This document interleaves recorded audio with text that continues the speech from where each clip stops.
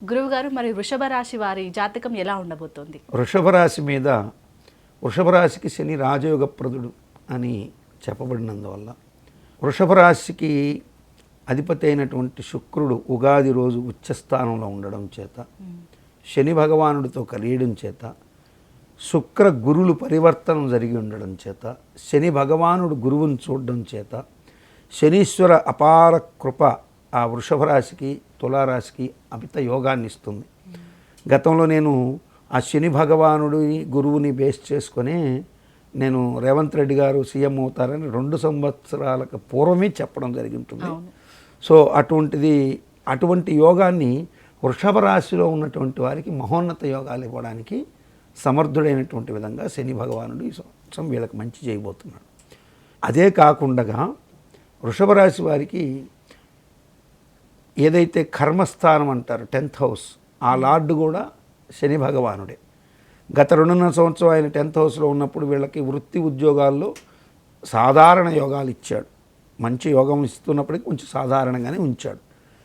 హానిగా పెద్దగా చేయకపోయినా నష్టమైతే కలిగించలేదు, కానీ మంచి శుభాన్ని కలిగించాడని నేను అనుకుంటున్నాను. వ్యక్తిగత జాతకాల రీత్యా కొంతమందికి ఇబ్బందులు కలిగి ఉండొచ్చు. శని యొక్క నీచ స్థితి కానీ లేదా శని కుజగ్రహ యుద్ధాల వల్ల వృషభ రాశిలో అయితే అటువంటి ఇబ్బందుల వల్ల కొంతమంది బాధపడి ఉండొచ్చేమో, కానీ ఒక 70% ఆఫ్ పీపుల్ అయితే క్షేమంగానే ఉండుంటారు ఖచ్చితంగా.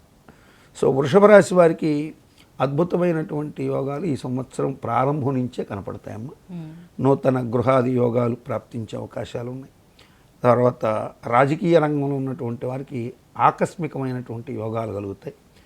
వృషభ రాశిలో ఉండేటువంటి వారు ఎవరైనా సరే ఊహించని విధంగా, అంటే వారి జీవితంలో పొలిటికల్ మైలేజే లేదనుకున్న వాళ్ళకు ఉన్నట్టుండి ఒక పొలిటికల్ మైలేజ్ ఇస్తాడు. వ్యాపారమే లేదనేవాడికి వ్యాపారాన్ని పెట్టిస్తాడు. అసలు ఉద్యోగం లేక గాలికి తిరుగుతున్నవాడు 10th క్లాస్ చదువుకో ఉంటాడు, వాడికి ఉద్యోగం కూడా ఉండదు. కానీ వాడికి ఒక బాధ్యతను పెట్టి అదనపు బాధ్యతలు ఇచ్చి మరి వాడిని ఒక స్థానంలో కూర్చోబెడతాడు. కాబట్టి నథింగ్ ఇంపాసిబుల్, ఏది అసాధ్యం కాదని చెప్పాల్సి వస్తుంది. అఖండ యోగాన్ని చూసే అవకాశాలు ఉంటాయి. అయితే ఈ రాశి వారికి మధ్యలో కొంచెం గ్రహాలు అక్కడక్కడ మారుతున్నప్పుడు స్వయంకృత తప్పిదాలు ఎక్కువ చేసుకునే అవకాశాలు ఉన్నాయి. ఎలా? ఓవర్ స్పీడ్తో వాహనం నడపడం, ధనం ఎప్పుడైతే కూడుతుందో తెలియకుండా అహంభావం వస్తుంది. ఈ అహంభావంతో ధనం వస్తున్నదన్నటువంటి ఈ వేగంతో కొంత పెద్ద చిన్న లేకుండా ప్రవర్తించడం, ఇటువంటి స్వయంకృత తప్పిదాల వల్ల వీళ్ళు ఇబ్బంది పడతారు. సో వీళ్ళకి పరిహారాలు అనేది కూడా ప్రత్యేకంగా ఏమీ లేదు, వీళ్ళు అది తెలుసుకోవాలి.